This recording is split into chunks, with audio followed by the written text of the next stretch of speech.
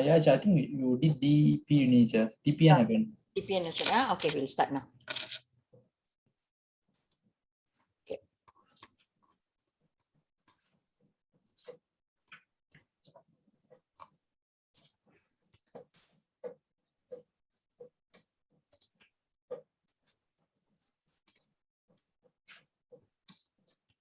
Hey, you guys are doing latihan or not? What lecture will be? Bit bida. Ablama. Can check in. Sure. School where 1 or 2 weeks. School your Puchung area not yet right. Haven't. What is that? Haven't. Okay.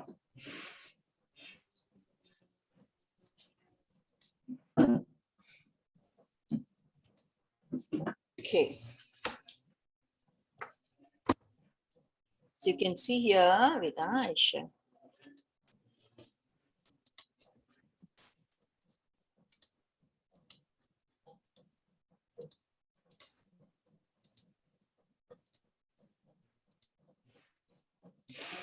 can see here.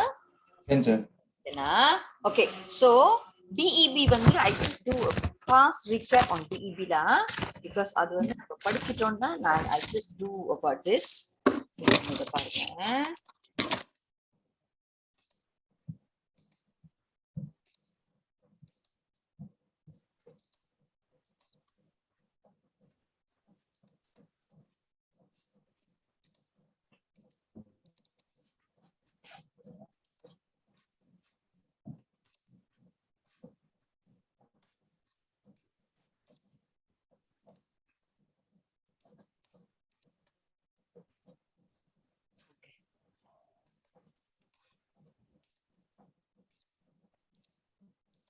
Okay, can you see this screen தெரியுதா உங்களுக்கு?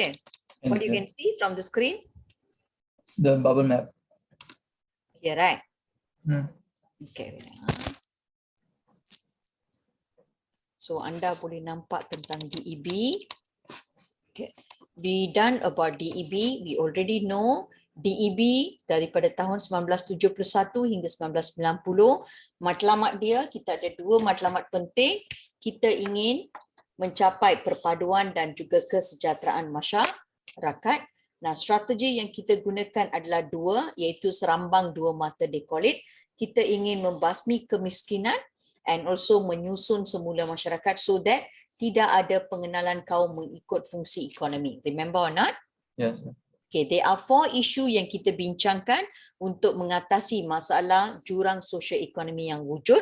Nah, pertama adalah jurang sosioekonomi yang wujud antara bandar dengan bukan kawasan luar bandar. Nombor 2, wujud masalah di antara sosioekonomi antara pantai barat dengan pantai timur. Wujud juga sosioekonomi antara masyarakat desa dengan masyarakat bandar and also sosioekonomi antara negara. So selaras dengan itu di bawah DEB kita ada 8 langkah yang kita telah ambil. Nah, langkah yang pertama adalah kita ada menaikkan taraf hidup masyarakat. Correct or not? So masyarakat bandar dan juga luar bandar. Masyarakat bandar what they do? Menambahkan kita punya peluang pekerjaan. Correct or not? Yeah. And also masalah perumahan. Masyarakat luar bandar mereka memberi bantuan subsidi kepada nelayan, this one and everything. Okay, then kita ada rancangan buku merah. Buku hijau. Buku hijau adalah untuk memastikan pengeluaran makanan yang mencukupi. Dan mereka juga ada penubuhan agensi, lembaga kemajuan ikan, lembaga pertumbuhan peladang, kita ada RISDA untuk pemaju kecil getah. And ada juga pembukaan Felda, iaitu untuk pembukaan tanah baru untuk pertanian. Nah, apart from that, daripada Felda telah membawa kepada pembangunan wilayah. So, agensi yang terlibat kita ada UDA, Kejora, Dara, Ketengah. Ingat lagi? Yes. Okay. Then, kita juga belajar tentang bagaimana untuk memajukan kita punya masyarakat Bumiputera. Mereka ada pemilikan modal saham. So mereka telah menubuhkan PNB, ASB, ASN, and kepada bukan Melayu kita ada ASM. Dan kita juga ada penglibatan Bumiputera dalam IKS. What is IKS?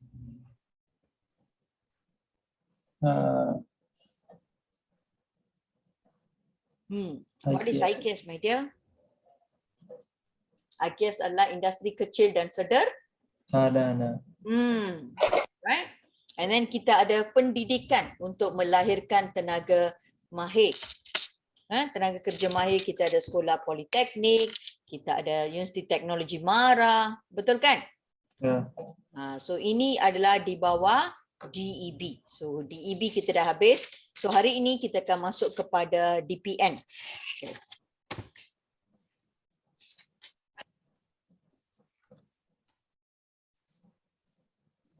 Okay.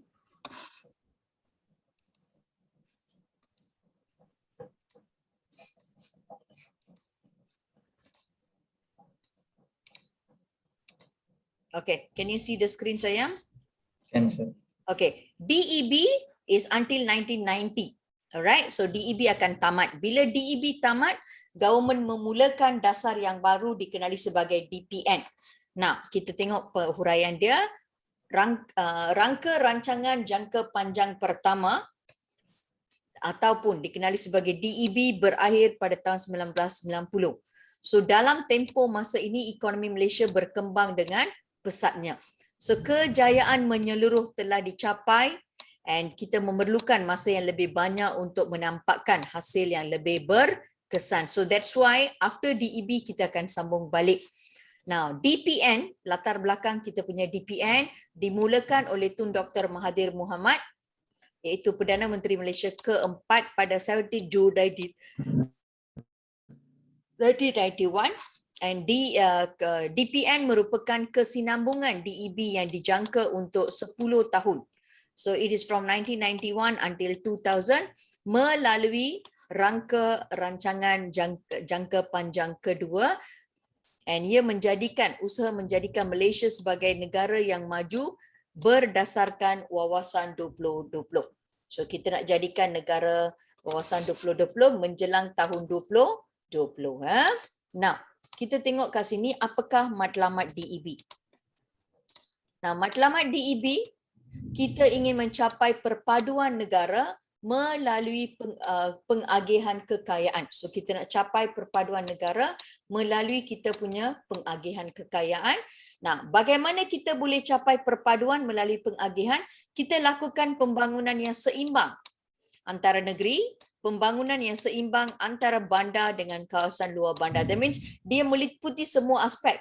Each state also kita bangunkan, each bandar dan kawasan luar bandar pun kita bangunkan. So by doing that, kita boleh mencapai perpaduan negara. Boleh faham sayang? Boleh.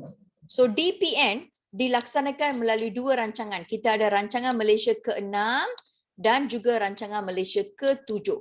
Ke-6 is 1991 until 1995. Ke-7 is 1996 until 2000. Nah, apakah objektif DEB? Bacakan sayang, objektif dia. Mewujudkan masyarakat yang bersatu padu dengan memperkukuhkan kestabilan sosial dan politik, mengekalkan pembangunan ekonomi yang berterusan, menetapkan langkah Malaysia boleh mencapai taraf negara maju dalam semua aspek, seperti keadilan sosial, nilai etika dan moral, kestabilan politik, kualiti hidup, kecekapan pentadbiran dan kecemasan ekonomi. Okay, so objektif DEB adalah sorry ya. Okay, nah objektif dia, objektif yang pertama kita boleh nampak, kita ingin mewujudkan masyarakat yang bersatu padu dengan memperkukuhkan kestabilan sosial dan juga politik. Nombor 2, kita ingin mengekalkan pembangunan ekonomi yang berterusan. Nombor 3 pula, kita ingin menetapkan langkah Malaysia boleh mencapai taraf negara maju dalam semua aspek. So this is the objective. So objektif yang pertama kita dah nampak, kita ingin membentuk, it's same like a matlamat, membentuk masyarakat yang bersatu padu dengan memperkukuhkan kestabilan politik dan sosial and mengembangkan pembangunan ekonomi yang berterusan. And number 3 adalah menetapkan langkah Malaysia untuk mencapai taraf negara maju dalam semua aspek. So this is what we are going to learn here. Anda tengok kat sini. Okay. Alright. So DEB this is the first one. Kita ada rangka rancangan jangka panjang pertama. Okay, rangka rancangan jangka panjang pertama bermula. So these two, or nama lain dia dikenali sebagai DEB, tamat pada 1970. So this is 1971 until 1990. So this is kita punya DEB. So untuk mendapatkan kesan yang lebih baik, kita memerlukan masa yang lama. So that's why pada tahun 17 Jun 1991, kita punya Tun Dr. Mahathir Mohamad telah memperkenalkan DEB. DEB adalah kesinambungan of DPN. DPN adalah keseimbangan daripada DEB dan ia juga dikenali sebagai rangka rancangan jangka panjang kedua. Boleh faham sayang siapa yang mulakan? Dr. Mahathir. Dr. Mahathir, and beliau DPN juga dikenali sebagai apa? Rangka rancangan JDP. Jangka panjang kedua. Alright. Nah, apakah matlamat dia? Matlamat dia kita ingin mencapai pencapaian perpaduan negara melalui pengagihan kekayaan. So kita nak agihkan kekayaan dan ia dapat dicapai dengan pembangunan yang seimbang. Nah, bagaimana pembangunan yang seimbang antara negeri dan juga antara bandar dan juga luar bandar. Boleh faham dia? Boleh. Okey, nah objektif dia. So kita ada 3 objektif. Kita ingin membentuk masyarakat yang bersatu padu dengan mengukuhkan kestabilan sosial dan juga politik. So the first one adalah kita ingin mengukuhkan atau kita ingin membentuk masyarakat yang bersatu padu dengan mengukuhkan kestabilan sosial dan politik. Nombor 2, kita ingin kekalkan pembangunan ekonomi yang berterusan. And nombor 3, kita juga ingin mencapai taraf negara maju dalam semua aspek. Boleh faham dia? Boleh. Nah, okay, now kita akan lihat bagaimana mereka punya pencapaian dicapai. Okay, now strategi DPN meliputi 3 aspek, iaitu aspek ekonomi, aspek sosial dan juga aspek fizikal dan juga alam sekitar. And tujuan utama 3 aspek ini adalah untuk meneruskan usaha membasmi kemiskinan and also menyusun semula masyarakat. So ini adalah strategi dilakukan dari aspek ekonomi, sosial dan juga kemudahan fizikal dan juga alam sekitar. And ketiga-tiga strategi ini adalah untuk meneruskan matlamat DEB.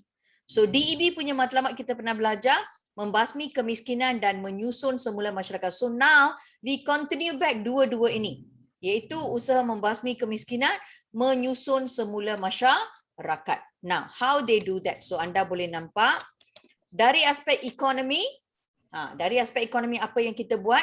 Kita ada teknologi moden untuk meningkatkan kualiti dan juga hasil pertanian. Nombor 2, dari segi sosial kita ada pembelajaran teknologi tradisional, pembelajaran kita punya tradisional kepada e-digital ataupun e-pembelajaran ataupun digital. Alright, kita gunakan internet dan sebagainya ataupun dikenal sebagai teknologi pintar. Okay, and then dari segi yang ketiga pula kita ada kemudahan fizikal dan alam sekitar, tumpuan diberikan terhadap penggunaan teknologi hijau. So bagaimana kita punya strategi? Yang pertama, strategi ekonomi, strategi kedua sosial, and third one adalah kemudahan fizikal. So untuk ekonomi apa yang kita buat? Pertama sekali kita ada penglibatan kita punya pihak swasta dalam pembangunan ekonomi. So kita melibatkan, because why? Kerajaan tak cukup sumber. So kita melibatkan ataupun kita bawa investors daripada luar untuk pembangunan ekonomi negara. Nombor 2, kita melakukan program penanaman semula. Okay, penanaman semula, because why? Pokok getah kita ataupun kelapa sawit kita dah lama. So now kita tanam balik kita punya program penanaman semula. And kita juga ada penggunaan sains dan teknologi moden dalam pertanian, meningkatkan pemilihan saham bumi putera. So ini semua adalah dari aspek ekonomi. Okay, dari segi sosial pula, Nah, kita dah lihat bagaimana social ini. Social ini kita ada pemberian insentif dan kemudahan pendidikan untuk kemajuan masyarakat miskin tanpa mengira kaum, mewujudkan masyarakat perdagangan dan perindustrian Bumiputera and membentuk masyarakat yang disiplin dan juga progresif. Now, Sanjay, give me 2 minutes. Yeah, I just want to open the door. There's one insert is disturbing me.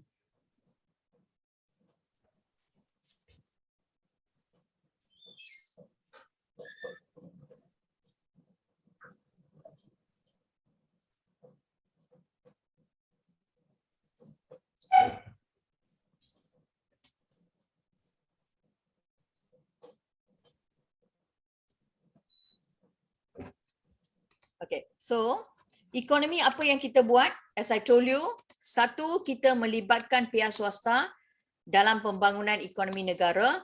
Nombor dua, kita melaksanakan program penanaman semula. Nombor tiga, kita ada penggunaan sains dan teknologi moden dalam pertanian. Dan nombor empat, kita ada peningkatan saham Bumiputera dalam bidang ekonomi. Nah, dari segi sosial pula, nah kita memberi insentif dan kemudahan pendidikan untuk kemajuan masyarakat miskin tanpa mengira kaum. Kita juga mewujudkan masyarakat perdagangan. That is what they call MPPB. Mewujudkan masyarakat perdagangan dan perindustrian Bumiputera and also membentuk masyarakat yang berdisiplin dan juga progresif. Nah, dari segi kemudahan fizikal dan alam sekitar, kita menyediakan dan menambah baik kemudahan asas, melakukan pembangunan mampan tanpa mengira atau tanpa mengabaikan alam sekitar. So this is the strategi yang kita lakukan. So what is pembangunan mampan? You can see here. Okay, pembangunan mampan atau pembangunan tanpa menjejaskan alam sekitar adalah pembangunan yang memenuhi keperluan penduduk dunia kini tanpa menjejaskan kemampuan penduduk dunia akan datang bagi memenuhi keperluan mereka. So we try to do something today without apa yang kita kata, kita abaikan alam sekitar pada masa hadapan. So both party today and also the coming generation also will have the proper resources. Boleh faham, my dear? Ya, Cik. Okay, now kita tengok bagaimana strategi dilancarkan. What are the strategi yang dilancarkan di bawah DPN? Nah, perlaksanaan DPN, asas strategi DEB diteruskan di bawah DPN. So, asas dia is the first one, 1 and 2, membasmi kemiskinan, menyusun semula masyarakat, they take from DEB. Now, additional for DPN, dia ada penyusunan semula modal saham dan pembangunan wilayah. So, we are going to learn about these four. Okay.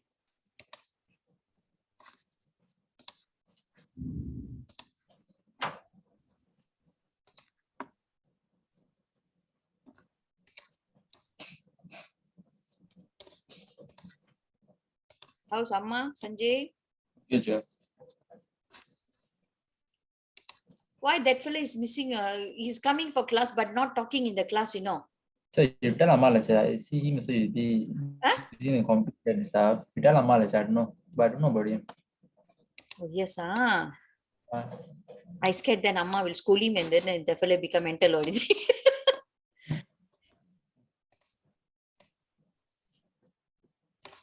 He's not talking. This fellow also not talking. Johan also not talking in the class. Hola. They are telling me shy and everything. I think why they need to shy, I also don't know. La.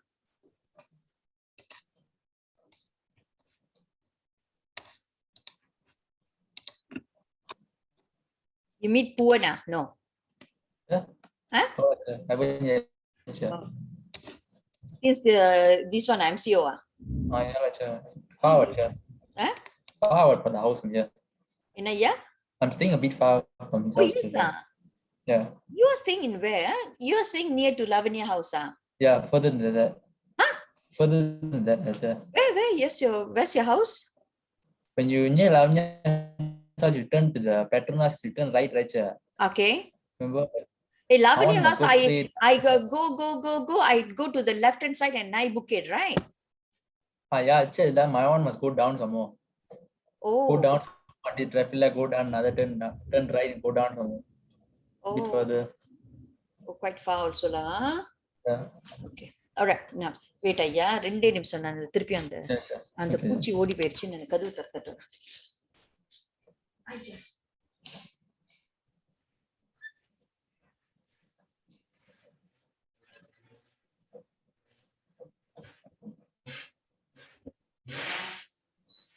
When la we can do face to face class? தெரியல lecturer. Huh? தெரியல lecturer. தெரியல டீச்சரா அட பாவிங்களா அப்படியே இதிலே ஓட்ட போறீங்க தானே சோம்பேறீங்களா? Okay, now so the first one adalah sorry my neighbor boy is doing the bike and everything. Very noisy ah. No. Again. Yeah. Okay. So the first one adalah strategi yang pertama adalah kita ingin melakukan pembasmian kemiskinan. Nah, kita berusaha untuk menghapuskan kemiskinan tegar. Okay, from the root pemiskinan tegar dalam kalangan rakyat tanpa mengira kaum. Nah, ini melibatkan dua pihak. Satu, dia melibatkan kepada pihak yang pertama iaitu we fokus kepada golongan petani dan juga golongan nelayan. So kita fokuskan kepada golongan petani dan nelayan. And how we do that? Dengan mempertingkatkan productivity. So kita memberikan subsidi dan sokongan kepada golongan petani dan nelayan bagi mempertingkatkan productivity. B pula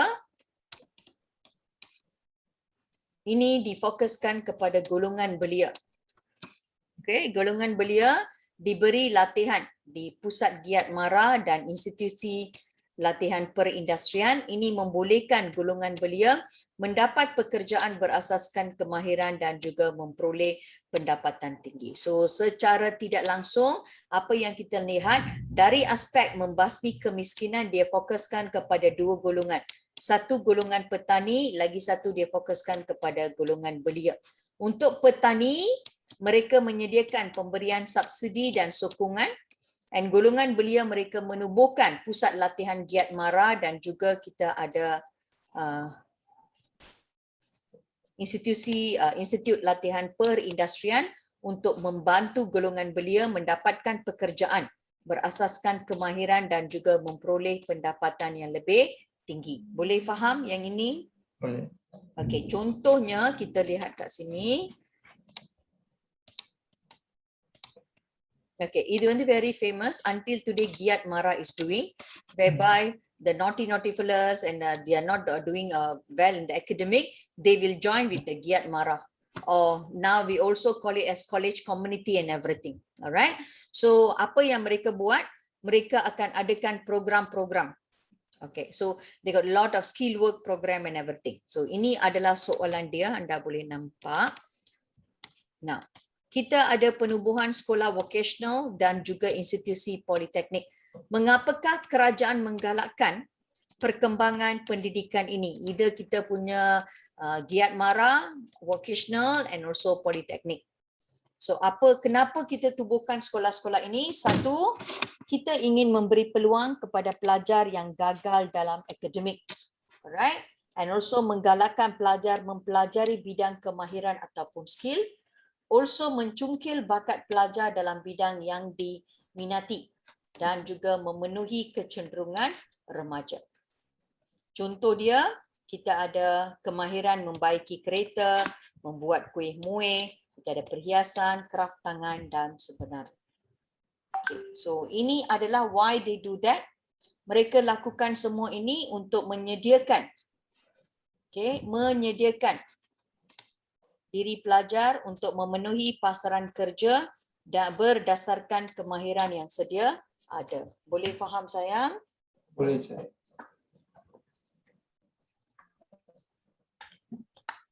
Meda, now only these people asking got class or not? Ayuh.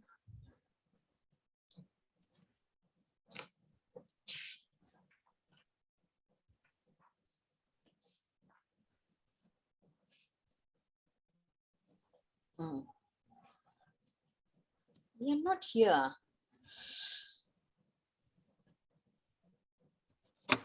All are.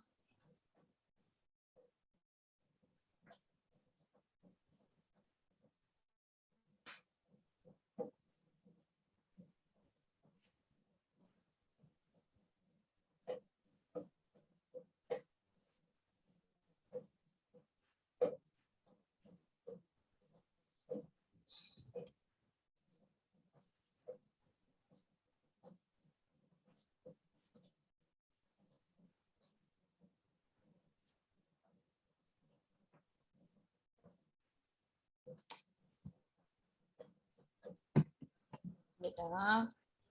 Yes.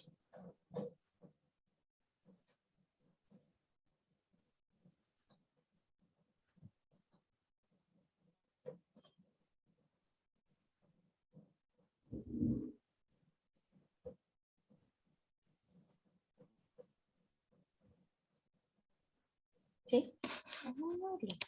குரங்கு தெரியுமா, குரங்கெல்லாம் வச்சிருக்கேன் நான்.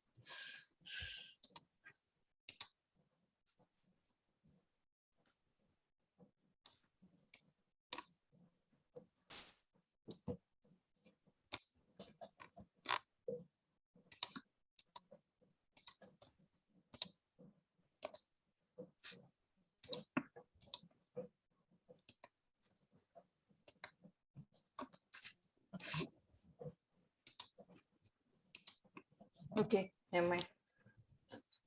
Now only they know we got class. Yeah. Never check the group. Okay, now. So why kita ada sekolah vocational dan juga politeknik? Satu, kita ingin memberi peluang kepada pelajar yang gagal akademik. Nombor dua, kita menggalakkan pelajar mempelajari bidang kemahiran ataupun skill. Nombor tiga, kita ingin mencungkil bakat pelajar dalam bidang yang diminati dan juga memenuhi kecenderungan pelajar. Contoh kemahiran yang diajar, kita ada membaiki kereta, kita juga ada membuat kuih-muih, perhiasan kraft tangan. And also, sekolah-sekolah ini adalah untuk menyediakan diri pelajar memenuhi pasaran kita punya kerja and also mencari pekerjaan berdasarkan kemahiran yang sedia ada. Now, by doing that, kerajaan boleh mengurangkan masalah sosial dalam kalangan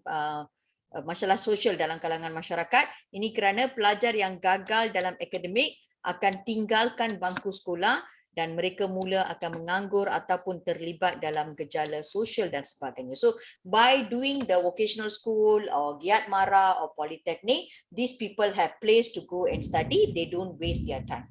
Can understand, my dear? Yes, yeah. Okay, then kita lihat kepada subsidi. What is subsidy? Alright. Now, sejak kemerdekaan negara, kerajaan telah membantu. So, sejak kemerdekaan negara, kerajaan telah membantu rakyat negara ini melalui pemberian subsidi. Nah, apakah itu maksud subsidi dan apakah kebaikan pemberian sistem subsidi? Nah, subsidi ataupun subsidize, subsidi ini kita memberi bantuan dalam bentuk kewangan ataupun barangan. So, tengok kat sini. Maksud subsidi, pemberian bantuan dalam bentuk kewangan. So, contohnya harga 1 liter adalah RM5, kerajaan menjual pada padaran RM3 and RM2 adalah subsidi kerajaan. Can you understand this one, Sanjay? Yes, Okay. Now, so subsidi ini either dia memberi bantuan dalam bentuk kewangan ataupun dia memberi bantuan dalam bentuk barangan. Alright, so mereka ada pemberian subsidi dalam bentuk baja, benih, anak pokok dan sebagainya. Ia juga adalah untuk bertujuan mengurangkan beban kepada golongan yang terlibat. Nah, apakah kebaikan pemberian subsidi? Nah, kebaikan dia satu, kita dapat mengurangkan beban hidup rakyat. Nombor dua, kos barangan dalam pasaran akan menjadi lebih murah. Rakyat dapat menikmati kesejahteraan hidup. Contohnya, ada subsidi untuk tepung, minyak, gula dan sebagainya. So, can you understand, Sanjay, what is subsidy? Kan, sir. What is subsidy? Now, tell me. Pemberian bantuan dalam bentuk kewangan atau bentuk barangan. Okay, contoh kewangan, kita ada pemberian apa? Subsidi untuk harga petrol ataupun minyak. Contoh subsidi untuk barangan pula, pemberian apa? Biji, benih, baja, pokok. Alright, very good. Okay, kita tengok yang ini. Apakah kebaikan subsidi? Satu, dengan pemberian subsidi ia dapat mengurangkan beban hidup rakyat. Kos barangan dalam pasaran akan menjadi lebih murah. Rakyat juga dapat menikmati kesejahteraan hidup. Nah, apart from that, ia juga telah membawa kepada perkembangan industri tempatan. Contohnya industri perikatan. Why? Nelayan akan diberi subsidi minyak. Harga minyak akan menjadi lebih murah di pasaran. So, bila harga minyak lebih ni they can go more to catch fish and everything. Ini dapat meningkatkan produktiviti perikanan negara. Bila produktiviti negara dapat ditingkatkan, kemampuan untuk keperluan tempatan dan luar negara dapat dipenuhi. Savita, are you there? Yes, sure. Okay, tell me about kebaikan subsidi, sayang. Okay, so the kebaikan subsidi is dapat mengurangkan beban hidup rakyat, kos barangan dalam pasaran lebih murah, and last one, rakyat menikmati kesejahteraan hidup, contohnya subsidi tepung, minyak and gula. Alright, now apart from that, kita juga dapat apa? Membantu dalam perkembangan industri, dalam industri tempatan. Boleh faham? Sanjay? Yes, sir. Can understand? Sure. Sandralekha, can understand? Yes, sir. Inga, both of you, why late? I got the link from you. I forgot. You both of you not in the group. Why you all never text me? I didn't know got group, sir. Yes, there's a different group. Sometimes never tell me. Everything I didn't Savita know must that. tell you. You're a baby, right? So she already told me about this group. I didn't know got group all. This one is actually my personal group. Because why? Their class is every Friday. Because of there are only two of them. I got Amira inside. So now you both are inside. If I start back my private group, you will be watching online only. Can understand? I'll put my computer there. Then I'll be doing my private class. You guys can see like that. Can understand? This one they will come to my house. Okay. All right. So I will do the video so you can see also. Okay. Now, bagaimana penyusunan semula masyarakat? Bagaimana kita susun semula masyarakat? Langkah penyusunan semula masyarakat dilaksanakan untuk membentuk masyarakat perdagangan dan perindustrian Bumi Putra. That is how mereka nak susun semula. Mereka ingin menjadikan masyarakat Bumi Putra sebagai masyarakat perdagangan dan perindustrian yang berketetapan dengan Perlembagaan Persekutuan mengikut perkara 153. Now, dia ada 6 langkah yang telah diambil untuk menjadikan masyarakat Melayu atau masyarakat Bumi Putra sebagai masyarakat perdagangan dan perindustrian. How? Number 1, meningkatkan tenaga kerja Bumi Putra dalam sektor moden. Contohnya, kita ada pembuatan dan juga perkhidmatan. Nombor 2, pemberian latihan dalam bidang pengurusan harta dan etika perniagaan kepada agensi kerajaan. Nombor 3, kita ada pemberian kontrak lesen dan kota kepada peniaga milik Bumi Putra dan juga syarikat usaha sama dengan bukan Bumi Putra. Nombor 4, juga dilakukan kerjasama ataupun usaha sama secara aktif dengan Bumi Putra dengan bukan Bumi Putra bagi membolehkan kerajaan Bumi Putra meningkatkan prospek mereka dalam bidang perniagaan. Nombor 5 pula, ini dilakukan dengan menggalakkan penyertaan Bumi Putra dalam IKS and also Bumi Putra, number 6. Bumi Putra juga didedahkan dengan teknologi moden, kemudahan modal, kita ada maklumat pasaran dalam perniagaan, perhubungan antarabangsa dan juga boleh bersaing dalam perniagaan moden. So this is the second strategy. 1, membasmi kemiskinan. Nombor 2, menyusun semula masyarakat. Nah, berikutnya adalah kita akan lihat menyusun semula modal saham. Nah, menyusun semula modal saham adalah untuk membolehkan masyarakat Bumi Putra memiliki saham mereka sebanyak 30% in all the modern sectors dari aspek pemilikan, pengurusan dan juga penguasaan. So that is what they call as penyusunan semula modal saham dalam sektor korporat. Dilaksanakan di bawah DEB dan langkah ini dibuat supaya bahagian saham kaum Bumi Putra ini dapat dipertingkatkan. Ia ingin mencapai sekurangnya 30% dalam sektor moden dalam aspek pemilikan, pengurusan dan juga penguasaan dan juga pengurusan.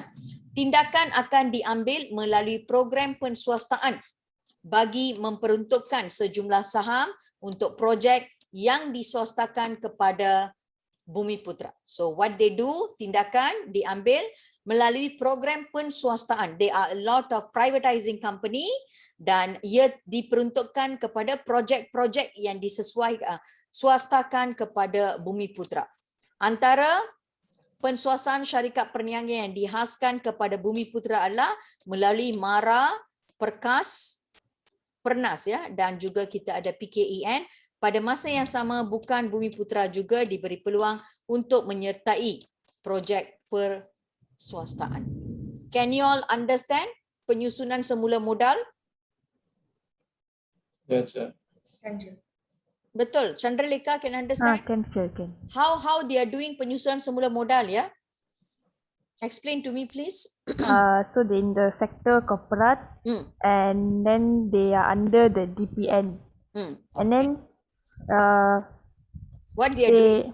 they do this for the kaum Bumiputra, and then What they can tingkatkan the 30% of the sector modern in the pemilikan, penguasaan and pengurusan. Alright. And mereka mengambil tindakan ini melalui program apa? Penswastaan. And antara syarikat penswastaan yang dihaskan kepada Bumiputra, what is the syarikat?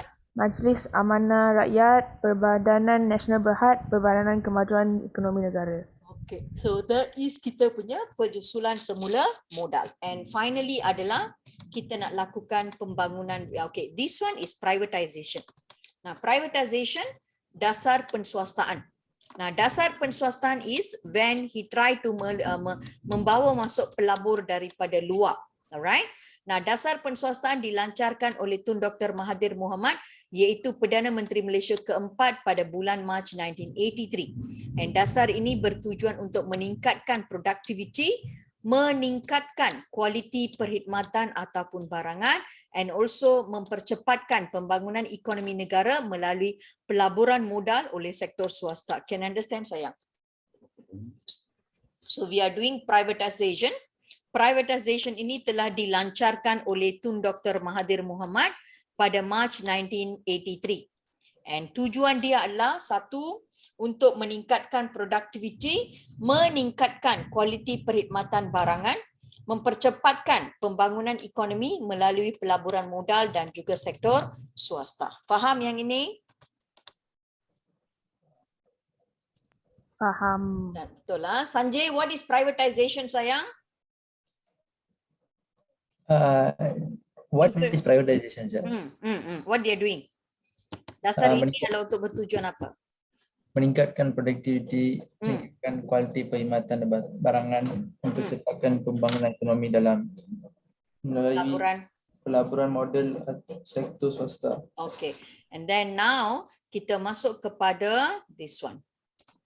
Kita masuk kepada bahagian berikut, iaitu bagaimana kita lakukan pembangunan wilayah. Okay. Okay, pembangunan wilayah, I'm going to explain to you first. Wait.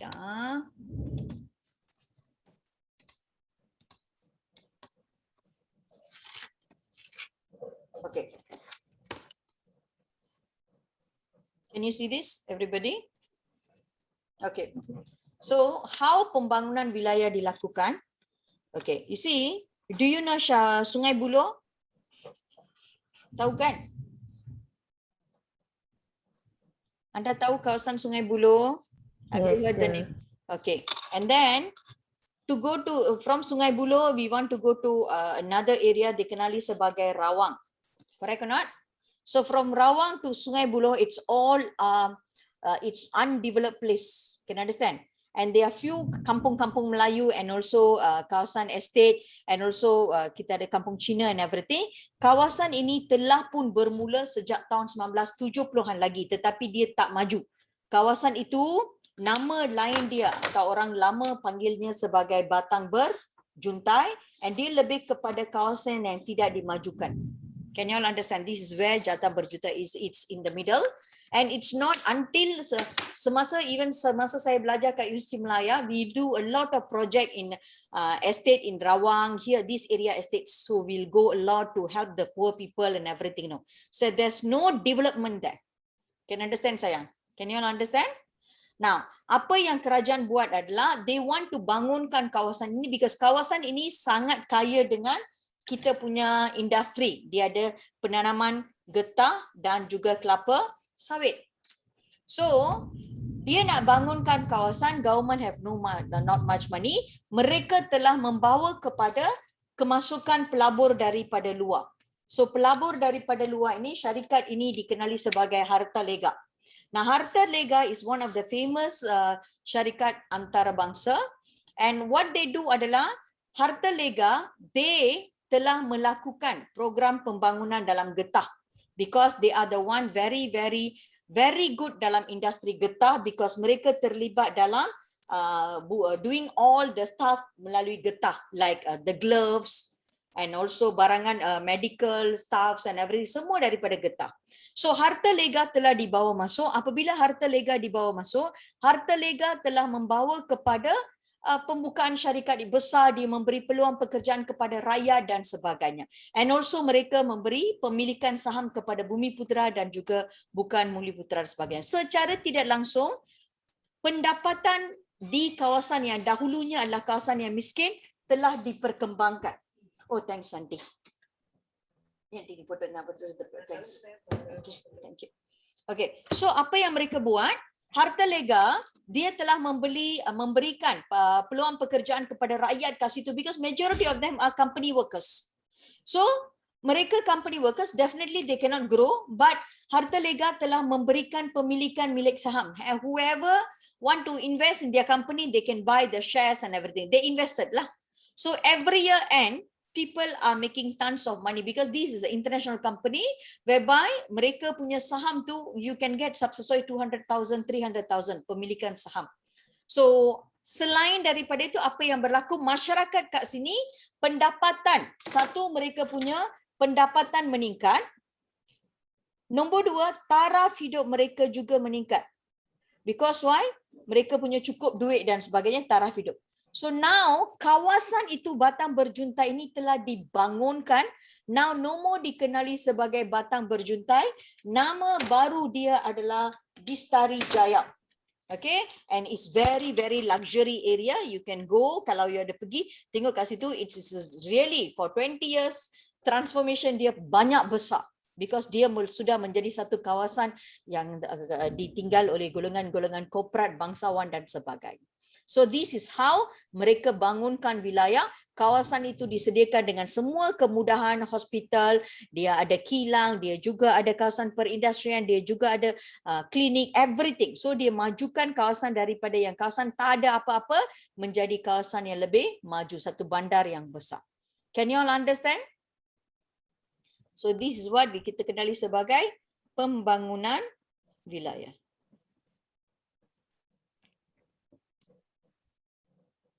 Boleh faham ke? Boleh. Okay, now you can see here how they do that. Okay, right. Now, pembangunan wilayah, kerajaan meneruskan rancangan pembangunan wilayah untuk meningkatkan integrasi ekonomi. Usaha memperbaiki ketidakseimbangan pembangunan ekonomi memudahkan pencapaian kesamarataan pendapatan antara kaum di negara ini. Nah, ini dilakukan melalui MARDI.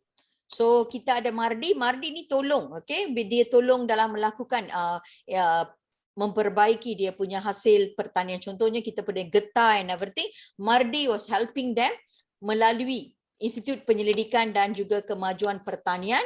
And mereka menggunakan pertanian pintar. Okay, so kita ada konsep pertanian pintar bagi meningkatkan hasil pertanian. And ia juga menyebabkan penyebaran industri terpilih dengan sektor swasta membuka kilang tambahan di negeri yang kurang maju dan menyediakan kemudahan fizikal, pendidikan, kesihatan dan perumahan. So kawasan industri baru ini disediakan rumah, kesihatan, pendidikan dan juga kemudahan fizikal yang lain. That's why daripada Batang Berjuntai, which is no improvement, dia menjadi satu bandar yang maju, dikenali sebagai Bistari Jaya. That is what I was explaining to you all just now. Boleh faham yang ini?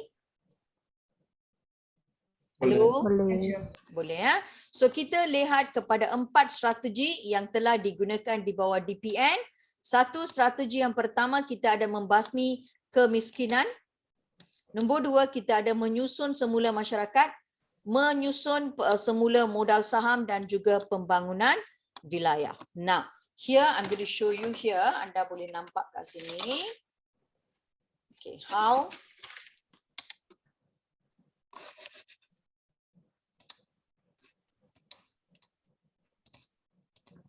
okay. So pelaksanaan DEB dia laksanakan melalui 4 bahagian. Satu, mereka ingin membasmi kemiskinan. Nombor 2, kita ingin menyusun semula masyarakat.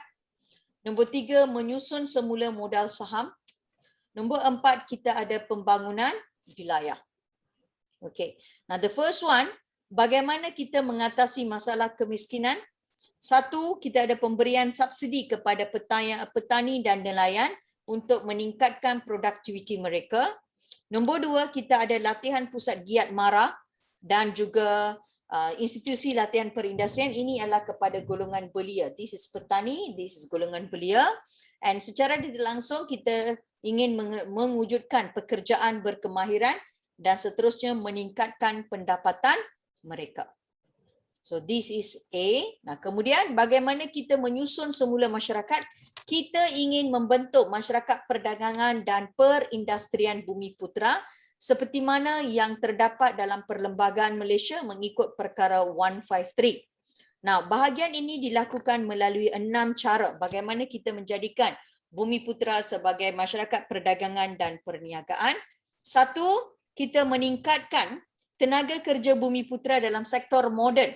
Contohnya pembuatan dan perkhidmatan. So they got nowadays you can see the Malay Bumiputera, they're coming up with a lot of this one products and everything, beautician products and everything. That is pembuatan lah.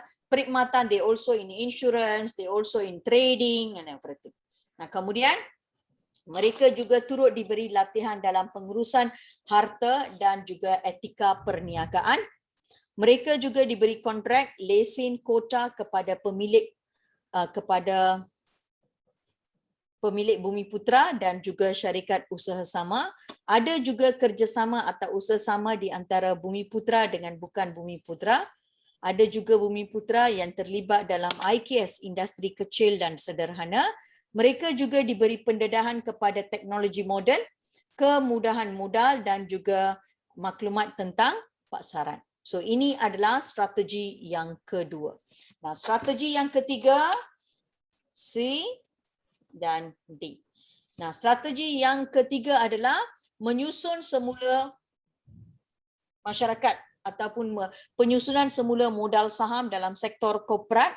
We want at least 30% dalam sektor moden dari aspek pemilikan, pengurusan dan juga penguasaannya. Ini dilakukan melalui penswastaan. Okay, dan memberi peruntukan sejumlah saham untuk projek yang diswastakan kepada Bumiputera sahaja. So antara syarikat yang terlibat dalam projek penswastaan kerajaan, kita ada MARA, kita ada Pernas dan juga kita ada PKEN.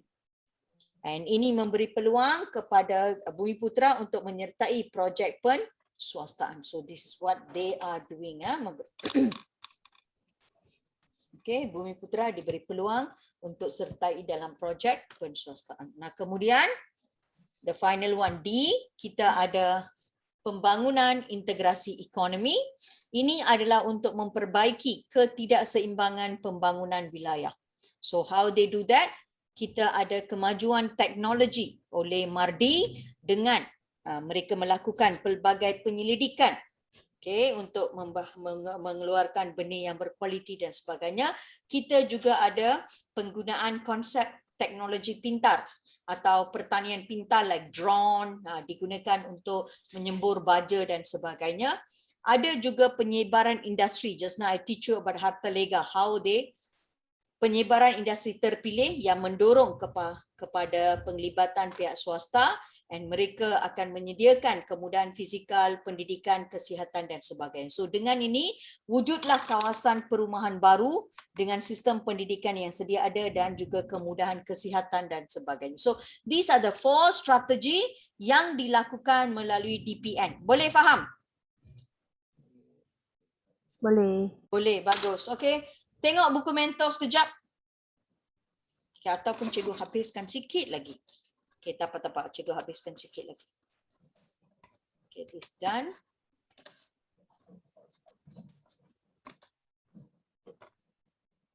Okay.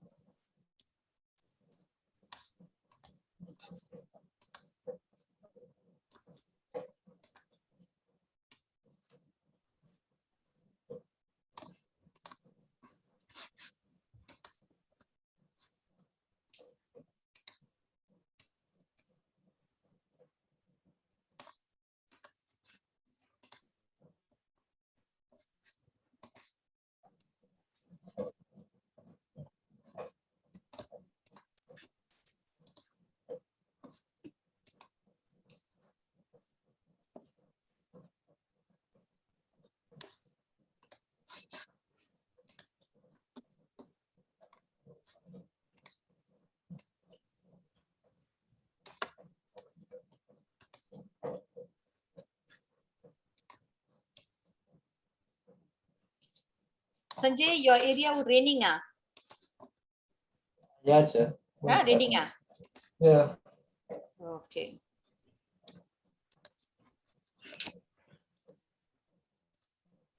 Good ah.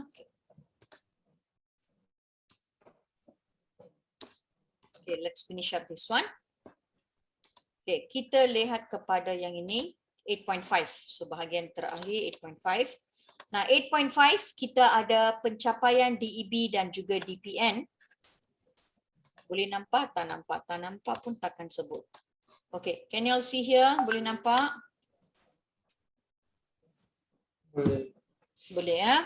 Nah, apa yang kita akan belajar kat sini adalah kita akan belajar bagaimana pencapaian DEB dan juga kita punya DPN ya. Nah, pengenalan DEB dan juga DPN telah membawa perubahan kepada kemajuan ekonomi serta taraf hidup masyarakat. Pencapaian dapat dilihat dari aspek sosial dan juga politik. So pertama sekali kita akan lihat bagaimana kemajuan dicapai dari aspek kita punya sosial. Nah, apabila kita lihat dari aspek sosial, kita ada banyak pembangunan dia. So kita ada lebih kurang 7 kat sini. So pertama sekali kejayaan DEB dan juga DPN adalah pertama sekali mereka berjaya menurunkan kadar kemiskinan. Nombor 2, kita dapati kualiti kehidupan masyarakat mula meningkat.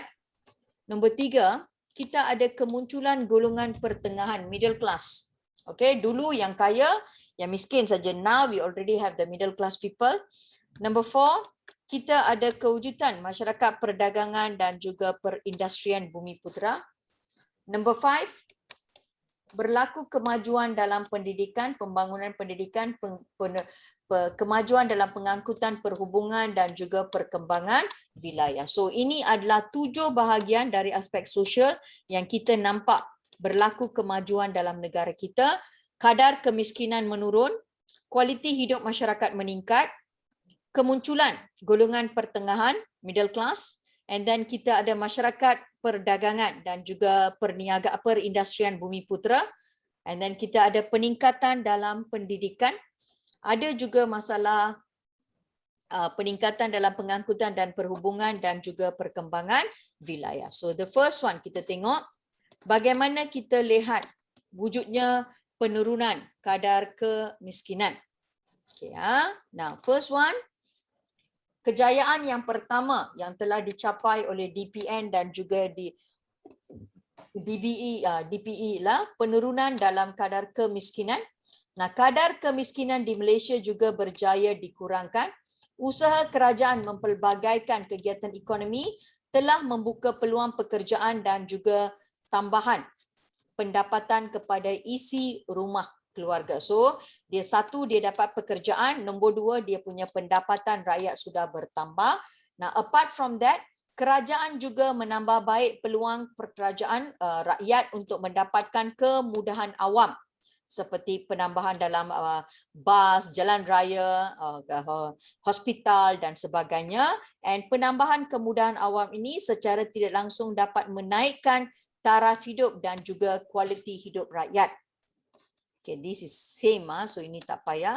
And pelaksanaan DEB juga menampakkan wujudnya mengurangkan kadar kemiskinan penduduk daripada 49.3% pada tahun 1970 kepada 17.1% pada tahun 1990, dan pelaksanaan DPN juga mengurangkan kadar kemiskinan kepada lagi 10% menurun dengan 2.7 pada tahun 2000.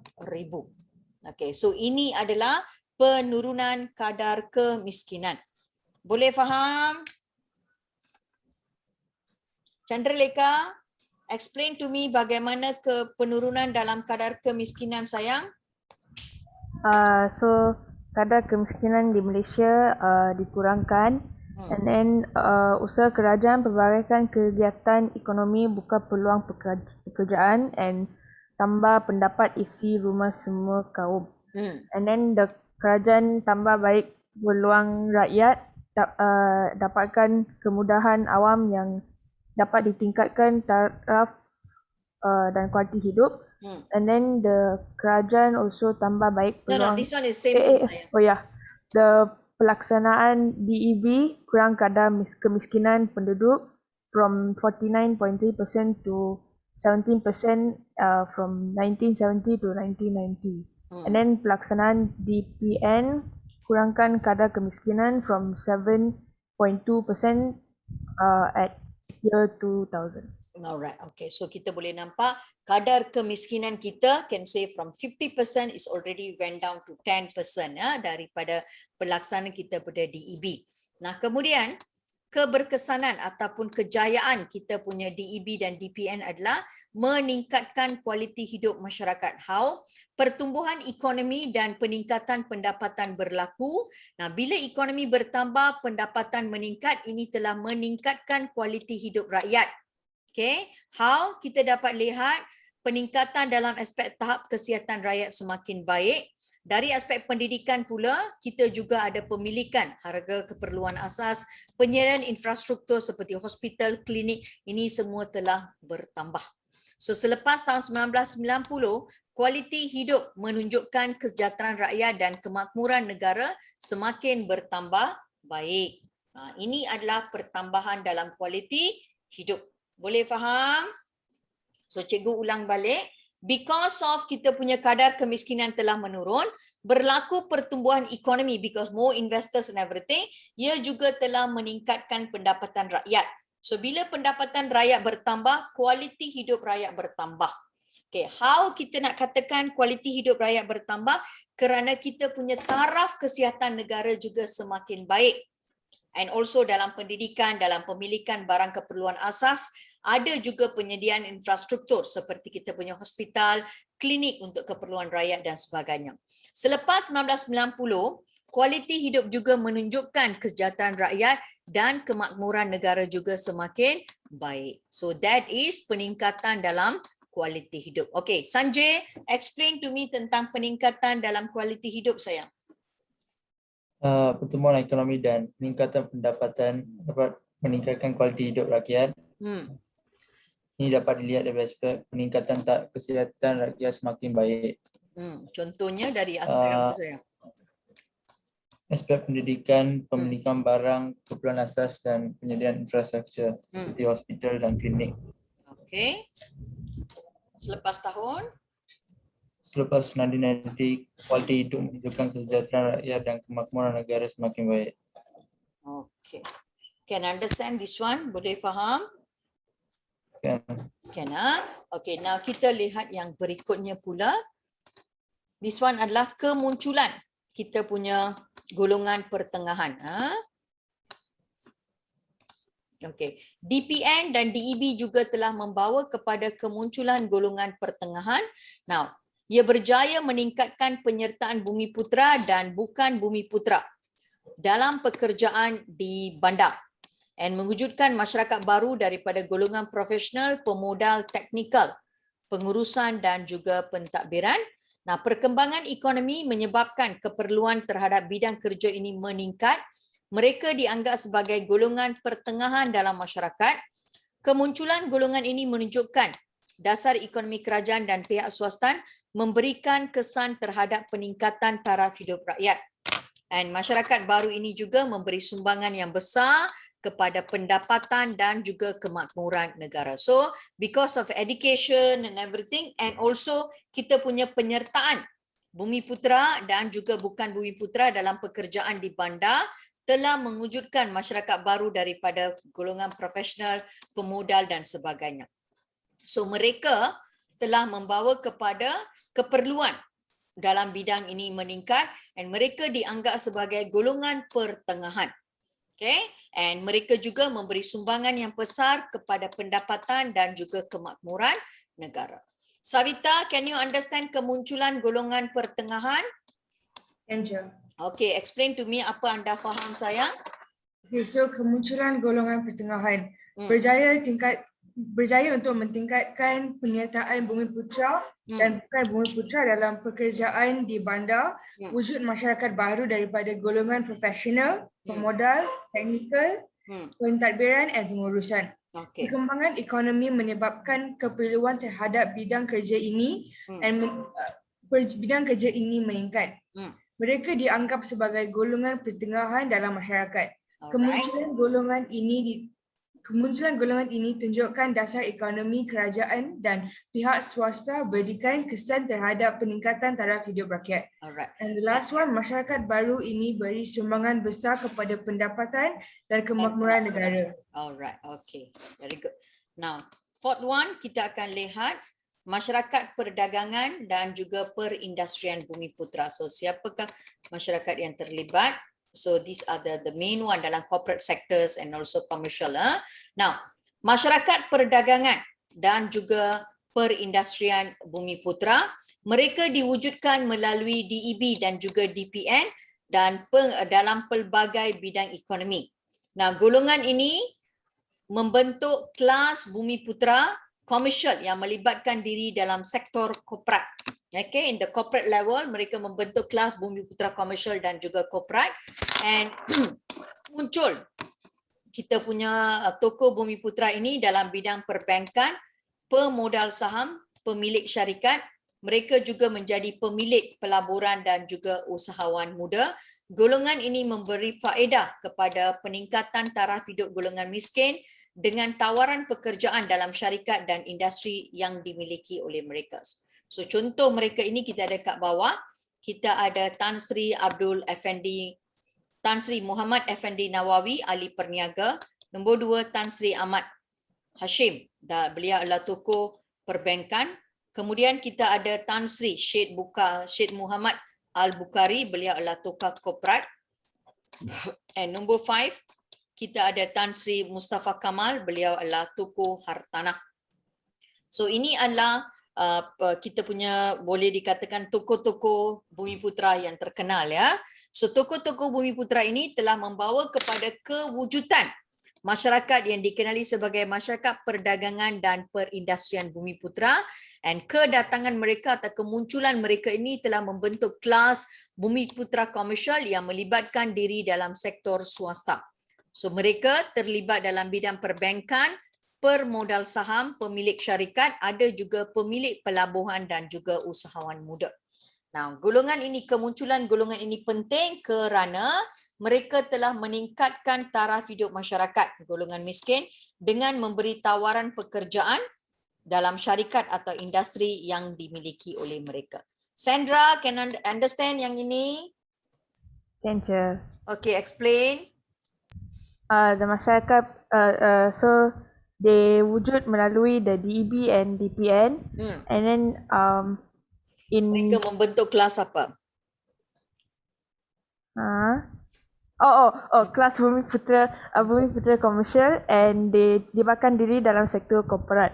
And then got the toko Bumi Putra in bidang perbankan, pemodal saham, pemilik syarikat, pemilik pelabuhan and the usahawan muda. So this golongan memberikan faedah kepada peningkatan taraf hidup golongan miskin dengan tawaran pekerja dalam syarikat dan industri masing-masing.